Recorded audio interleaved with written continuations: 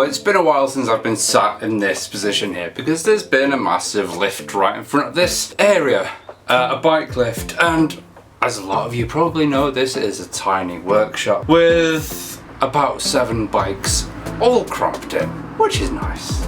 But every now and then I'll have a bit of a jig around, so at least I'm sat back in front of my wooden pallet wall, which is what you guys used to see me in front of years ago, all those moons ago. Actually, probably last year, actually, before I got the bike lift. Anyway, enough jibber jabber from me. Behind me, I've got the new Ducati frame, the powder coat Ducati frame. So that is what we're gonna do today. Look at the frame. I think there was probably a bit of footage that I filmed way all those weeks ago before I took it to the powder coaters. I'm just fiddling and finishing the frame off and things like that. Exciting time, so you can all finally see what colour I've gone with. I know I've spoken about it a lot, but you can actually see it with your own eyes. And we've got different parts of the swing arm and everything powder coated and looking glorious. I'm looking forward myself. I've had a sneak peek at the top here, but nothing much. Let's have a look. And I'm gonna start off this one with a pile of boxes. Those boxes. I've already dismantled the forks. Anyway, so these are gonna be anodized black. So they're not gonna be in this video, but they will be anodized black. I want to take them from gold to black. I know a lot of people are after gold forks at the moment, but I don't think that gold will go that well with the build. What I have done on this though, if you want to have a look, there were so many worried people about this frame, so many worried comments. People were just worried that it was covered in resin. Obviously there's no need to worry because it comes off. This is just me running over it with a simple wire brush and it's down to the bare metal. Sandblasting is obviously going to take all these little areas down, which I've not been able to get to with a wire brush. And I mean, I could do, but I really cannot be bothered to go that deep. But I just wanted to get the surface clean, mostly for my own peace of mind, because there was a bit of surface rust happening down there and I wanted to see that it was just simply surface rust and nothing more serious than that. And it isn't. But what I do need to do now is fit the prototype, the body prototype on top of it, and see exactly where we're going to cut off. And then I've got these odd little tabs that I need to cut down. This one here, that tab just needs to be smoothed down, and then it can go off.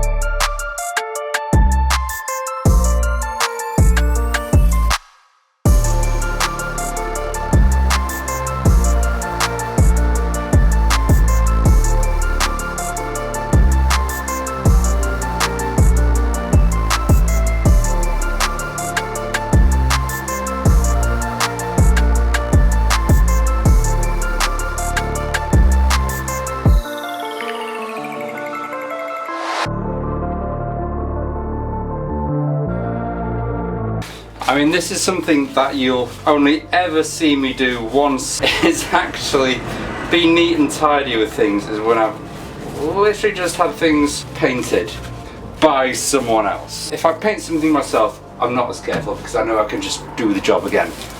But this is important, and let's get it round. Yeah.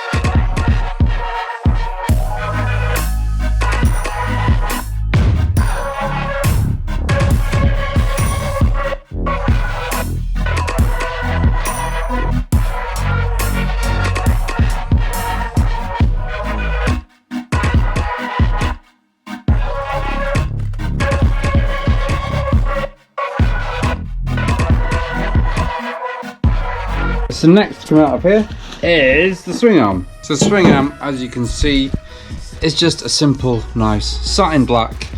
I didn't want it to stand out or be intrusive or anything like that. Whether I'm going to keep it that colour, I don't know, because there is another colour in mind. It's the same colour as the actual engine itself. We'll see. It's a simple job just to do that a different colour if I need to. As well, a little end cap. Oh, and another one for, here we go, these just go on the end here. That just finishes it off nicely. Let's see what else there is here. Aha! So we've got the yoke, the bottom yoke there. That's come out really nice. That's come out really nice. Again, I don't know whether I'm going to be keeping this or whether I'm going to be CNCing a new bottom yoke and a top yoke. I definitely want to CNC the top yoke because I think that would be a nice touch. As for the bottom one, I don't know, because then you've got the issue of putting a new stem in, and to be honest, no one really sees much of that. Here we go, we've got the bracket for the rear brake caliper. For those of you that know what this part is, it's a lopsided part. It is the linkage between the rear suspension and the swing arm, so it sits there.